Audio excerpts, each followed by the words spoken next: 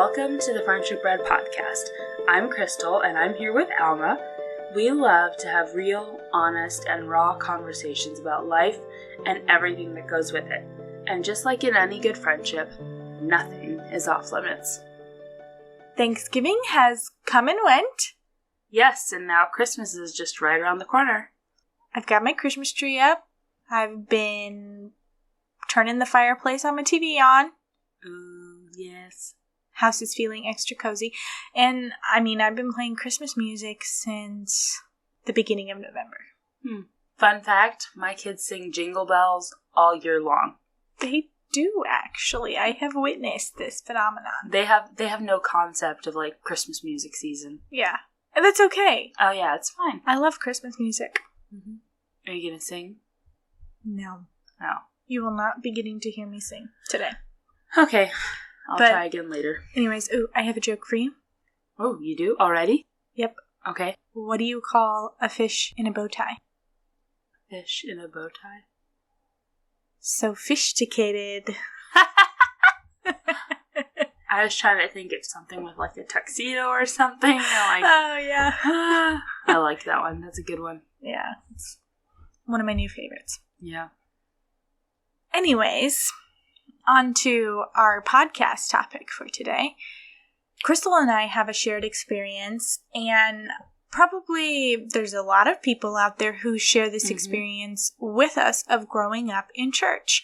Not to say we don't still attend church, or that we don't believe in church, but we grew up in church. Mm-hmm. I attended quite a few churches throughout my life based on when my family moved and also different things that happened within the church. So I had several different experiences with different kinds of churches and things that happened within church. I don't quite know exactly what your experience... Actually, I know a little bit, but not your entire experience. Yeah, I'm not as experienced as you are when it comes to churches. I don't think it works quite like that. But I've definitely had some experiences, and also it's something that's come up in conversation with quite a few different friends. Yes. So I've heard some of their experiences, and some of the people that I follow on social media have talked about their experiences, and we've kind of seen some trending themes. Yeah, I feel like church and deconstruction has kind of become a big topic that a lot of people are talking about. And we've been talking about it quite a bit. Yeah. So we thought it would be interesting to share our perspectives on a podcast episode. And we would honestly love to hear other people's perspectives too. Yeah. And also, I think we should probably say this. When we say deconstruction, we don't mean we are chucking out everything we believe. Yes. We're talking about going back and, being oh, this was something I learned as a kid. Do I believe that? And if so, why do I believe it? Yeah. And it's just, finding your own basis for your beliefs and, being more grounded in what you believe. Yeah. To me anyway.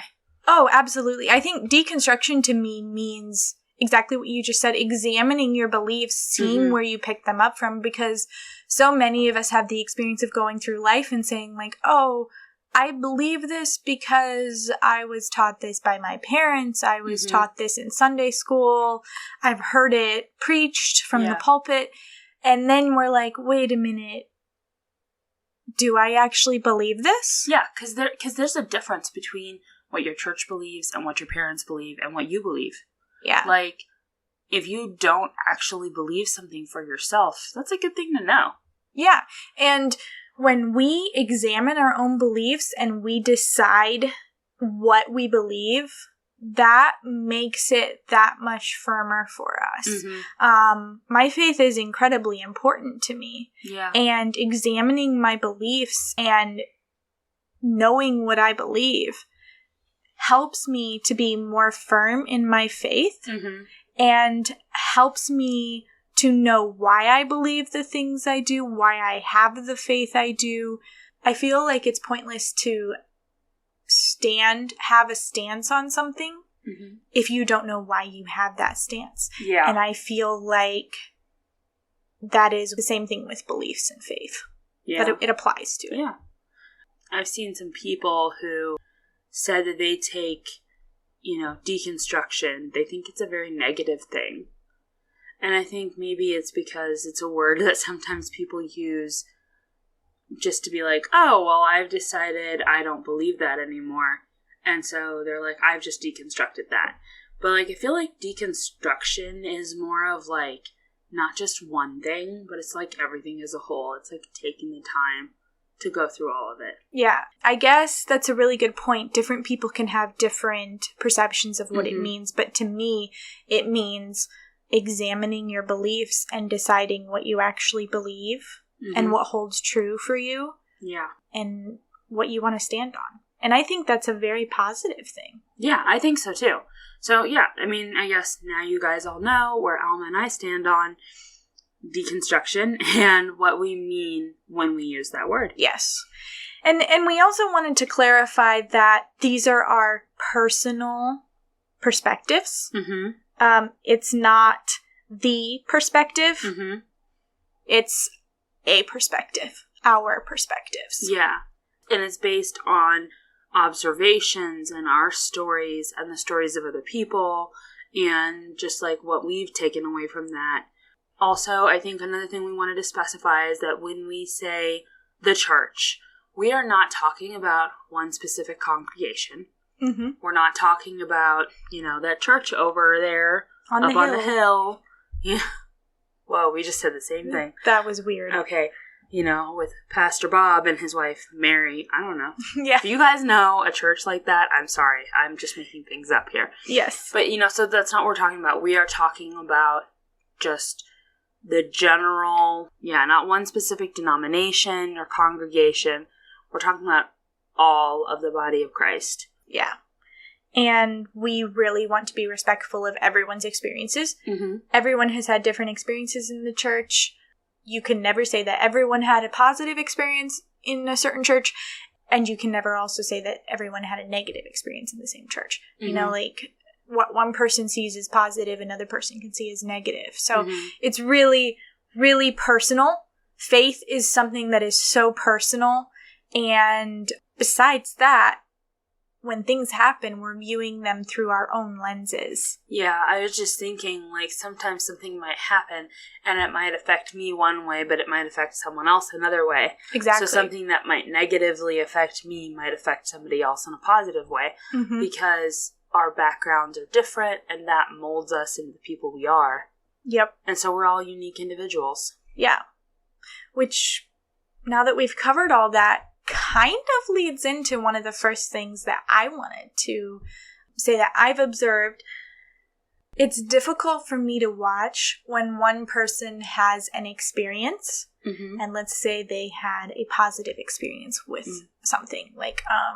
Let's say I think I see where you're going. That Bob had a positive experience where when he kneels down and prays at 5:00 every day, his prayers get answered. And so now he tells everyone, you need to get on your knees and you need to pray at 5 p.m. every day, and your prayers will be answered. Yeah. I've seen this happen a lot, and it's been a lesson that I learned. Okay, so I guess I have two things out of this, but it's difficult for me to watch this happen to people. And it's happened to me where something happened in someone's life that affected them very positively.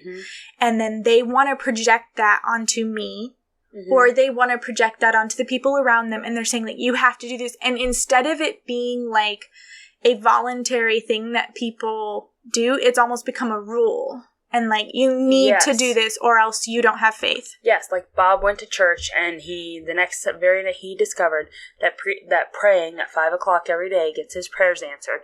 So he went to church and he's like, if you want your prayers to be answered, you have to pray at 5 o'clock every day. Yeah. And Joel is like, hey, I got prayers I want answered.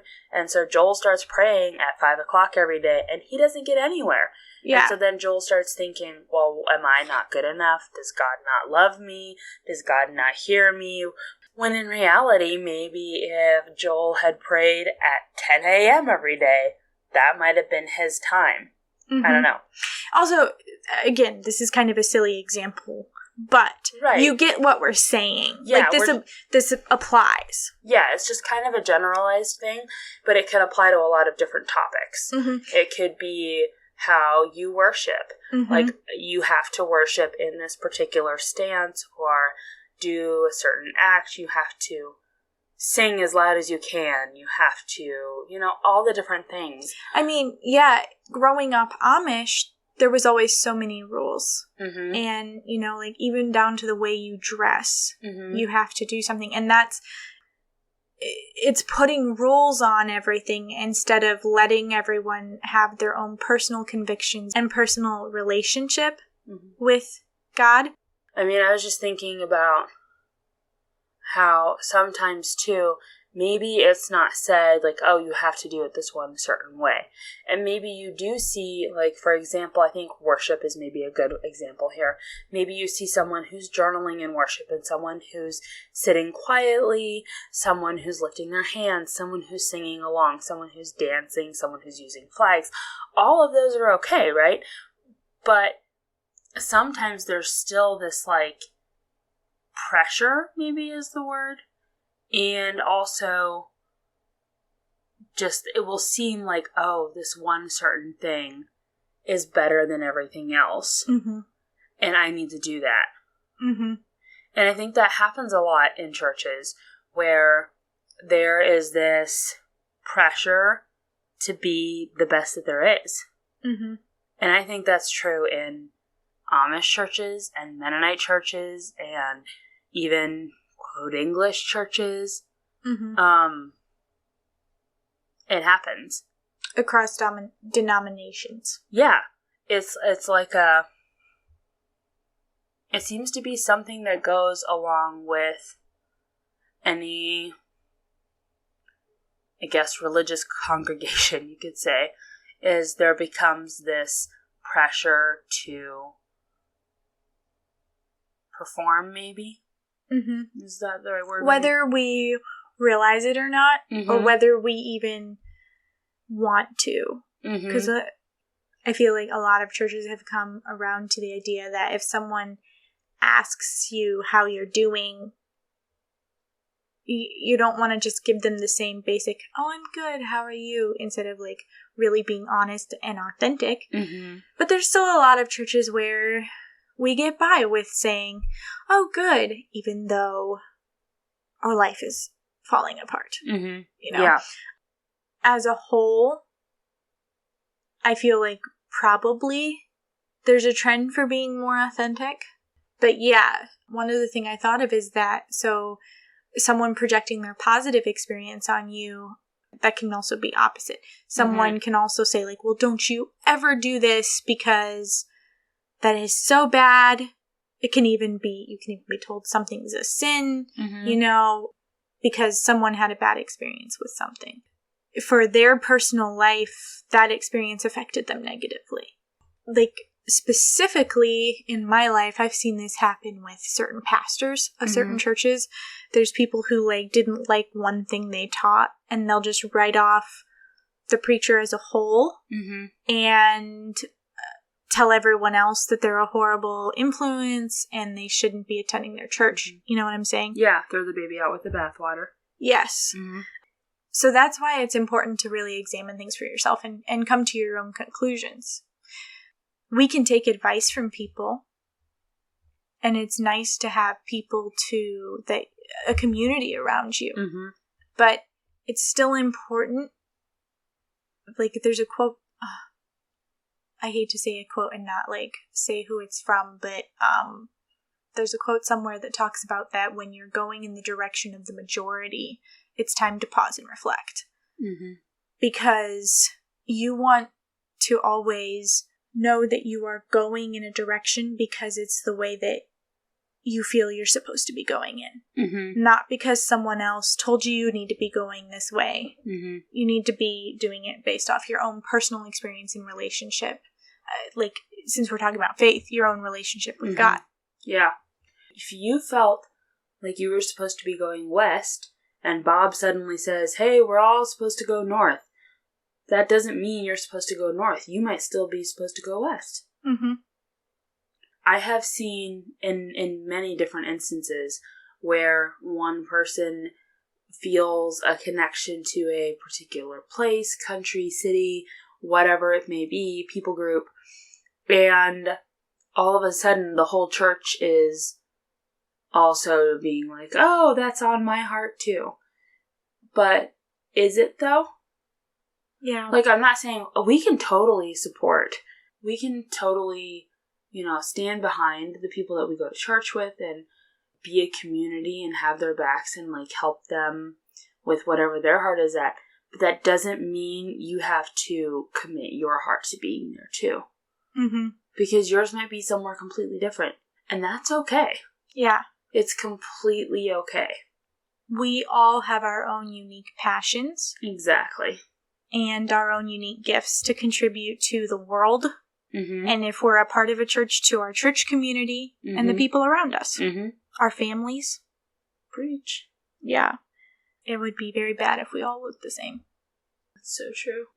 I think also, something else we should say is that we know that this is a really uncomfortable topic. It is.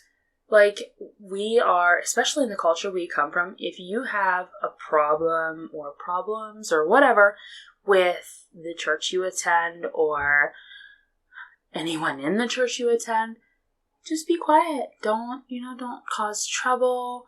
Don't, stir anything up. You have to have grace for that person. You have to be understanding. And I am here to tell you that that is not always the path to take. Mm-hmm.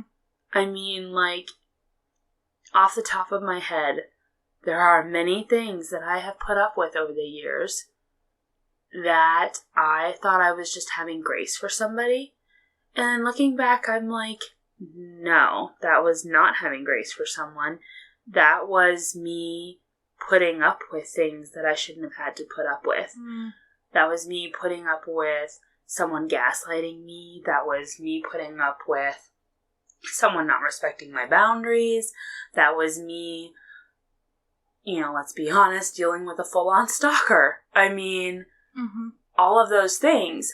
And did I tell anyone that I was being stalked? No, because I thought I had to have grace for that person. Yeah. And, like... That's crazy. I know. We're going to do more episodes on this because there's so much. Oh, yeah. But we'll probably go into more detail about situations like that. Yeah. So, all of that to say, like, those are just examples of things that we sometimes, put up with or sweep under the rug or say, hey, it's okay. But, like, you don't have to always do that. Like, grace and boundaries can be together. They coexist. They walk hand in hand. And oftentimes, especially when it comes to church matters, we feel like we're not supposed to have boundaries. And, like, there's only grace.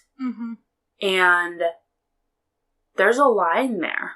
Yeah. And way too often, the boundaries are the ones that get left behind in the pursuit of grace.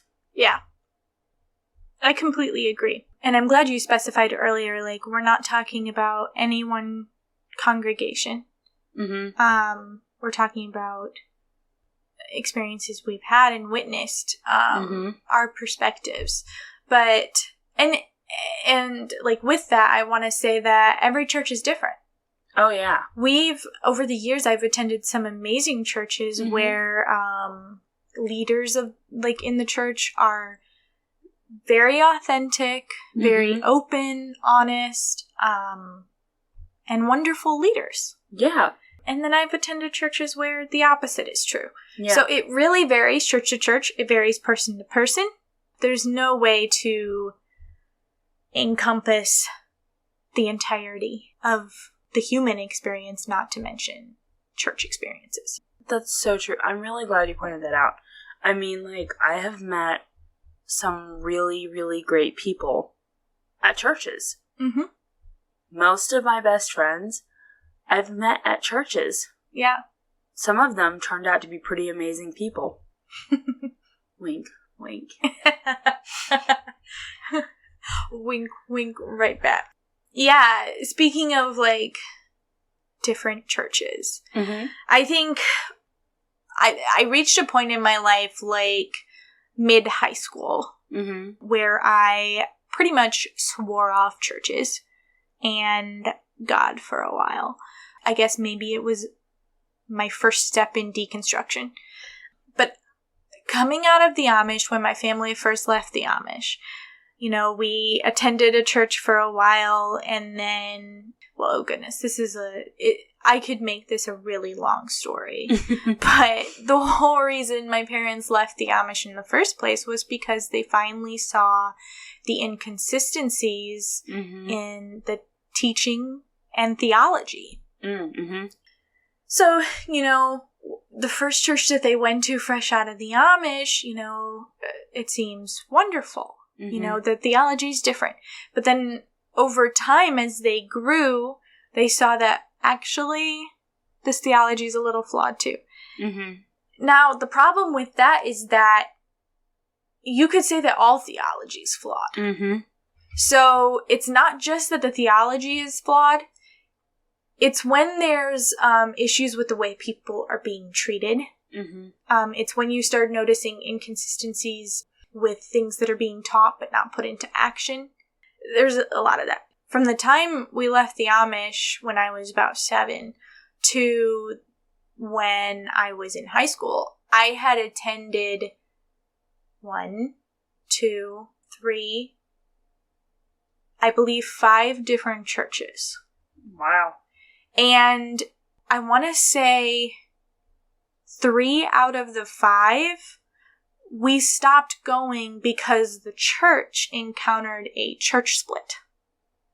That is so interesting. It's very interesting. I don't know how we ended up in those situations over and over again. I don't think I realized that your family had encountered so many church splits. Yeah. And it really, really, really impacted my perception of church. Mm-hmm. It impacted my perspective of God.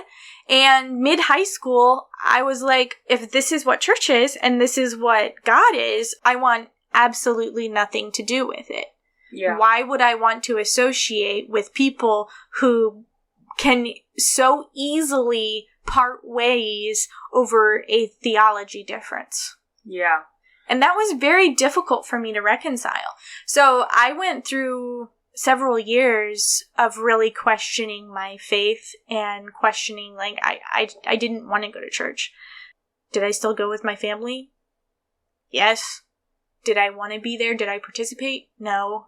You know, like, it was a rough time of my life. You know, that time of your life is rough anyways. Yeah. So, okay, where I was going with this is that what really stuck out to me and really concerns me to this day is when there is such black and white beliefs. Yeah. And there is no room for gray area. Mm-hmm.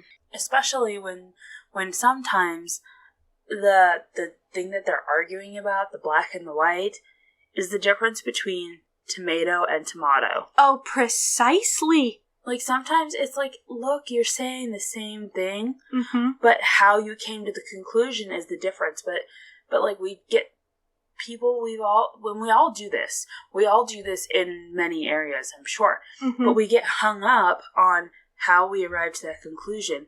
And it's so hard for us to be like, oh, they arrived at the same conclusion, but they're just wording it a little bit differently, and they got there differently than I do. Mm-hmm.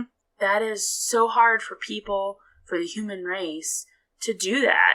To not be like, oh, you have to do it my way. Yes. as a teenager, you can see through things. Mm-hmm. And adults can seem very hypocritical to you because what was being taught was people were on the pulpit preaching unconditional love and then turning around and turning on each other for the difference of between tomato and tomato and splitting based on that. And how can you stand up there and preach unconditional love and grace and then not act it out? And so that impacted me so much. Yeah. And I didn't have a lot of trust in leadership in churches. Mm-hmm.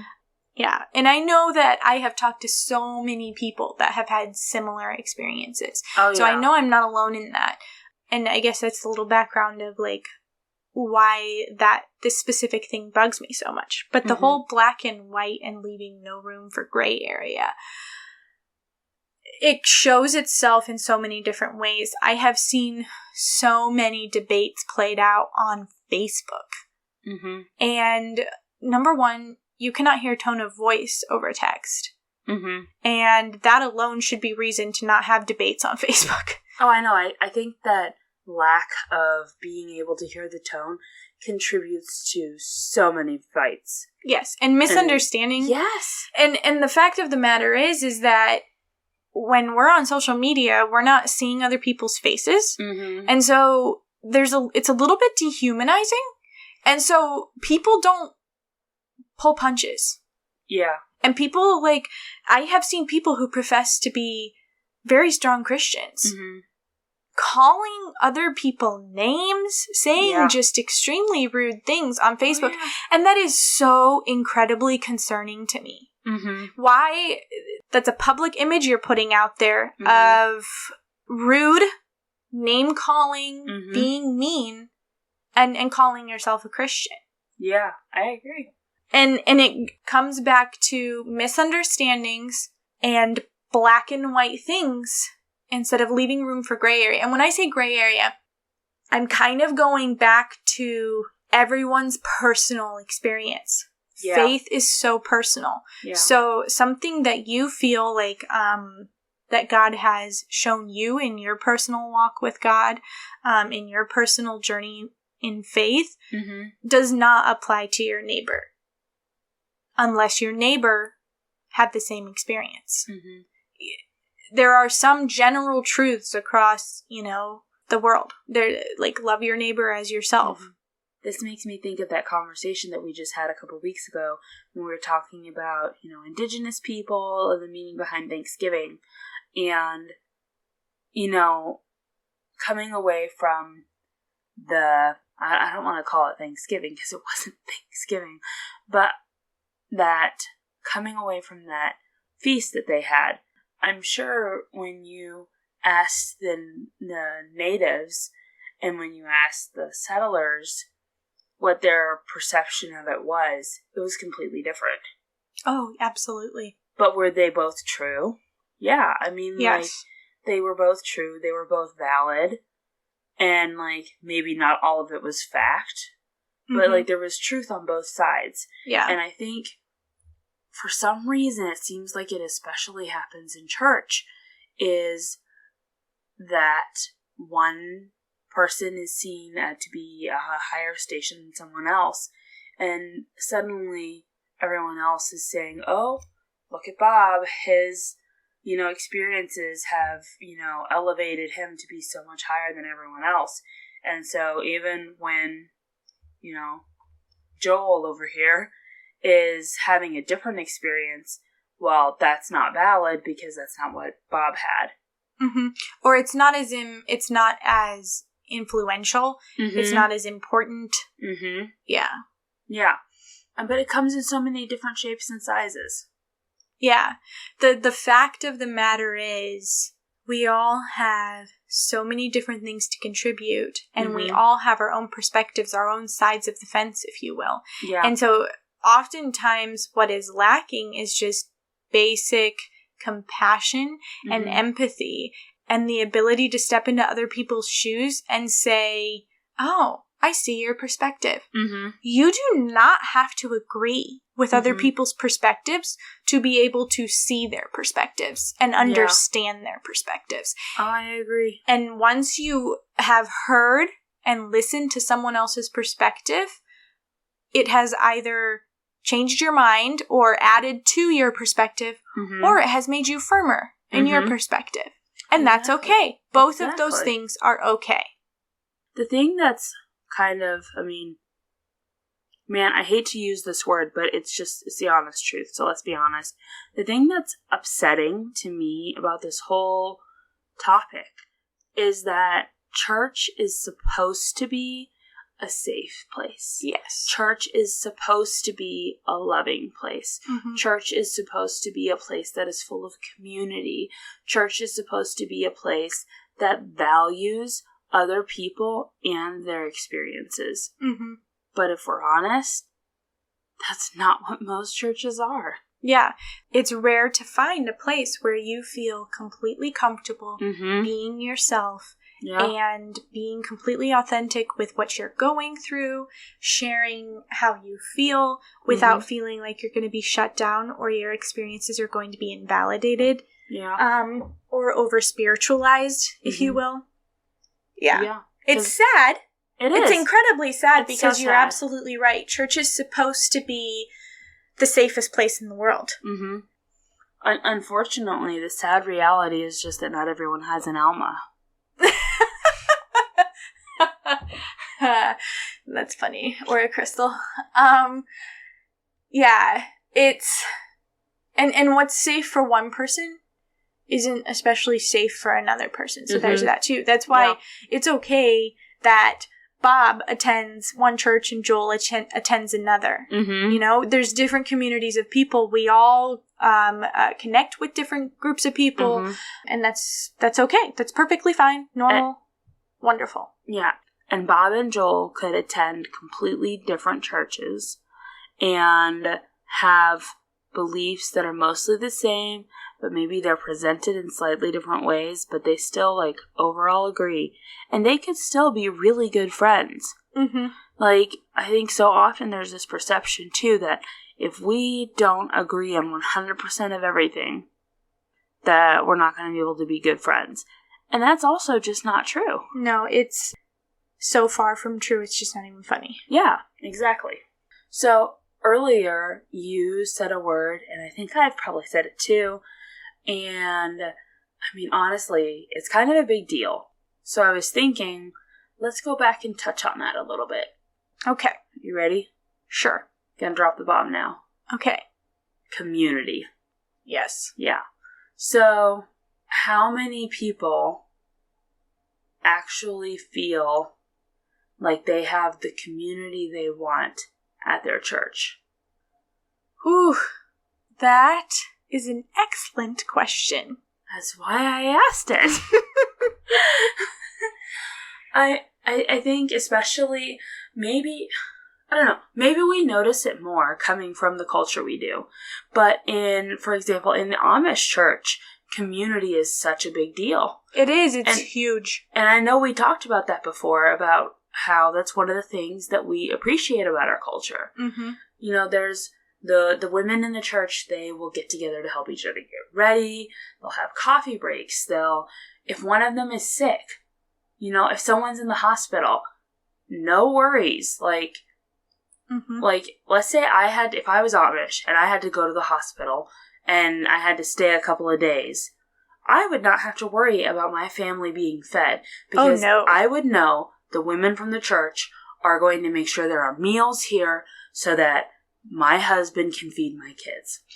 Also, you would come home and you'd probably have enough food for 5 more days. Exactly. Also, not to say my husband couldn't feed my kids without help. I'm not saying that at all. But I'm saying that they would recognize, this is an extra burden. He's now trying to take care of the kids by himself. And he's going through emotional things because he's dealing with you being in the hospital. Yeah. And, he's trying to be supportive for me and probably be at the hospital for me some, too. And so they would be there to be hey, we'll watch the kids. We'll clean up the house. Here's some meals.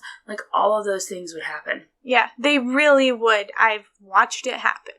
And I can honestly say I've had times where, well, getting personal here. Okay. Whew. Like with my first child, I had a C-section. And at the time, our church was relatively large. And there was a handful of people who even checked up on me. Mm-hmm. And with my fourth baby, there were like 2 people from the church who ever checked up on me. And he was in the hospital for a month. Nobody brought any meals to help my husband out. You know? Yeah. In fact, there were some Amish ladies who live close by to us who brought a couple of meals. Oh my goodness. And like that, I think, was when it kind of started to hit me a little bit more, and I felt the lack of community in the church I was attending because these Amish women saw that we had a need, and it was just so instinctual to them to fill that. Yeah. And to be your like, Amish neighbors. Yes, exactly. And it's just like, you know, like that is what we're really, I feel like that's kind of a calling that the church has. Like, if you want to love your neighbors, that means the people you go to church with. Yeah. Loving your neighbors as yourself is caring for them as you would want to be cared for. Mm-hmm. Treating them as you would want to be treated. Being there for them how like you would want to have someone be there for you. Mm-hmm. Not to like put anyone down, but just in general, this experience is not, you're not alone. No. This experience is viral across the church. It is. And that's why I brought it up. I know it's not just the one church we attended. It's a lot of churches, because I even have, you know, people that I know that live in other states who said the exact same thing. Mm-hmm. So we know it's a widespread situation. Yes, and I have read some amazing stories about how churches showed up for people. Mm-hmm. Oh my gosh, I read this one. So this lady, they have 3 kids. Her husband recently lost his job, and he was starting a new business and trying to get his business off the ground. Like, it was already kind of like a hobby that he did. And so when he lost his job, he was like, I think this is my sign to jump into this business head first. Okay. So they decide that's what they're going to do. And he is getting started on that. And she got hit with some different health issues. I'm not even sure what they all were. But I read about this after the fact. So she was hit with these health issues to where she was spending a lot of time on the couch. And, you know, she was having a hard time getting up and getting meals together. She said one day there was a knock at the door, and she slowly made her way to the door, and she opened it, and there was a lady from church. And she said that it looked kind of funny because she opened the door, and this woman is standing there holding a laundry basket. And she couldn't even tell what all was in there. And then the lady said, me and a couple of other ladies from the church just made you a bunch of freezer meals. These are all things that are in you just empty this bag into a crock pot and you'll be good to go. A whole laundry basket full of meals. Oh my goodness. Some guys from the church were like, hey, how can we help? What are things, like, they saw that her being, you know, incapacitated was extra stress on her husband trying to get things done. They said, what are some things around the house that you have been needing to do that you haven't been able to get done because you're working on your business? And they came over and they did things like fixing some trim. She had a chicken coop that needed some repairs, and they mowed the yard. They just did a bunch of those little things that her husband just simply hadn't had the time to get done. Wow. And the meals was such a weight off of her mind. Yeah. She knew they were fed and taken care of. Did they have clean clothes? Maybe not, but they were fed. Mm-hmm. And, like, her husband, he was able to focus more of his energy on their new business. And then also, all of a sudden, they didn't ask anyone to do this. All of a sudden, like, everybody in their church is being like, hey, do you need a chainsaw? Go see, this friend of ours over here. He's starting up this new company, and he's got some refurbished chainsaws. If you need one rebuilt, he can rebuild it for you. Like, check him out. And all of a sudden, they were just flooded with business.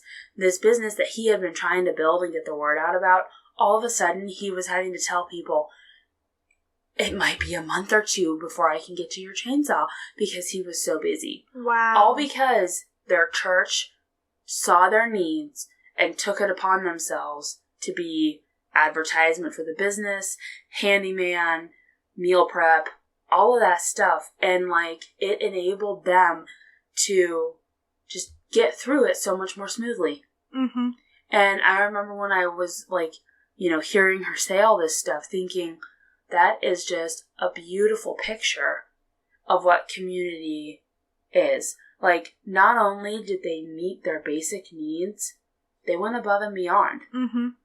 And I just was like, that was just beautiful to me. That is, I could literally cry. I know. My eyes are watering. That is absolutely beautiful. And the fact of the matter is that in 2 years, the same woman who showed up at her door with the laundry basket could be going through a hard time. Yeah. And this woman could be a large part in helping her through her difficult time. Yeah. That's the beauty in community. Yeah, exactly. You help each other when you need it. And, I mean, you hope you'll never need that, but, like, that if you do, you've got that safety net. Mm-hmm. A community is a safety net. Yeah. And it's so full of love. Mm-hmm.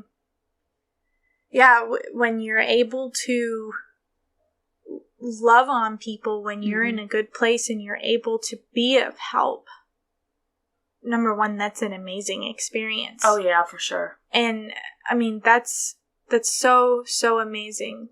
And then to receive blessings when you need help. It's two different sides of the same coin. It's both community and it's both amazing. And the fact of the matter is that community celebrates with each other too. Yeah. If everyone's doing great, that's wonderful. And honestly, everyone is more likely to be doing great if the whole community is pitching in and living life together. Yeah. And then, you can celebrate everything together. And having such a wonderful, supportive community is sadly pretty rare, but it is amazing. I agree. You are amazing. Over the course of my life, I've gotten to see churches where there was definitely a good form of community and where there wasn't. Yeah. I've experienced churches that had good community and suddenly they lost focus and began prioritizing other things. Next thing you knew, it was hard to find any community, really, because it disappeared. It needs to be cultured. That's the thing. Yes. It needs to be cultured. Yeah. It's like your favorite plant. You have to talk to it and water it. You might have to give it some food now and then. Make sure it's in the right size pot. Mm-hmm. I hope my sister is proud of me for all of these analogies. But it takes time for it to grow and develop. And if you want it to be a beautiful, mature plant, you have to put in the work. And that's what community needs. Exactly. Yeah. Wow, this got long really quick. I feel like we've been talking for 20 minutes. Those are a few topics that we've talked about over the past few months and things that we've seen that are maybe you could call them inconsistencies in the church as a whole and just our perspectives. Yeah, and I think we still have some more things that we want to touch on too. Yeah, so, this will probably, whether it's all in order or not, this will be probably an ongoing series. Since this is a conversation-based podcast. Mm-hmm. Yeah. We like to roll with the flow. Yes. Over the course of the next however long that we talk about this, we would love to hear other people's perspectives. Yeah, definitely. Other people's opinions. If there's a certain aspect about church that you would like us to talk about, let us know. And that can be a positive or a negative. Yes. Like, if you have a positive story that you want to share that. And if you have something that's been hard for you, you want to share that. Yeah. It's always so nice to connect with people who have had similar experiences as you. Mm-hmm. And I think it'd be really cool to be able to hear someone else's perspective and then be able to talk about it and talk about what our experiences are with them. Mm-hmm. I agree. Anyways, keep listening. We will continue talking about this. It will be ongoing. Mm-hmm. But that's all we have for you today. Hopefully you can come away from this episode hearing our hearts and knowing that we love humans. Mm-hmm. We really don't want to be disrespectful of anyone's experiences. Yeah, the last thing we want to do is hurt anybody. But, yeah, we also know that with hard conversations like this, sometimes that happens. If we can help one person Mm-hmm. see something in a new light, it's worth it. Yeah, I agree. So this is something that we've been really passionate about, something we've had a shared experience about. So thank you for listening. And if you don't already follow us over on Instagram and Facebook, you can find us at The Friendship Bread. You can send us a DM, let us know what you thought of this episode, and let us know your experiences. We would absolutely love to hear from you guys about this topic. If you liked this episode, share it with your friends. That helps us out so much. You can also leave a review over on Apple Podcasts. Thank you so much for joining us for this conversation, and we hope you'll be back next week for another episode of the Friendship Bread podcast.